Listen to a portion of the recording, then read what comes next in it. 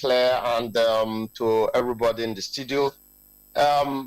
At the subnational level, I would speak more about the subnational level. And what I could say is that we had a very clear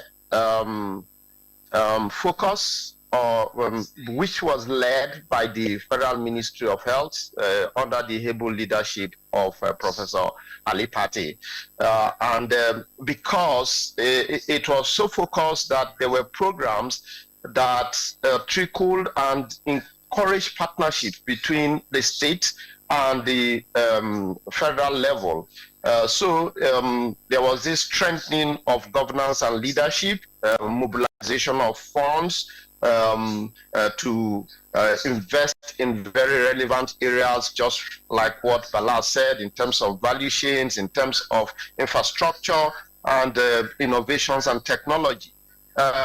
Because of this very strong leadership and governance platform provided by the federal ministry, at the subnational level, there was serious progress. There was tremendous progress. And for the first time, we had the JAR and the Joint Annual Review, where all states, the data from all states were presented, reviewed, and see the progress we've made.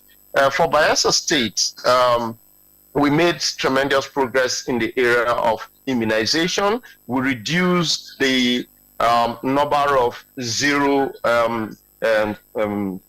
cases significantly. Our infant mortality also experienced slight progress, and we also embrace very germane policies from national, which has to do with preparing our primary healthcare centers to see that we also get into what the national also said is a primary healthcare challenge. And we also did very well in that, although not as expected. We also, our disease, public health emergencies control system, preparedness was also something that we could boast of in Bayelsa State. We had series of outbreaks, but with the strong governance and then the building resilient systems in the public health emergency response system, where our target was that, well, we prevent it. If we can't prevent it, it occurs, we try and mitigate man-to-man transmission, and if at all that does not happen and people get infected, we must not lose lives.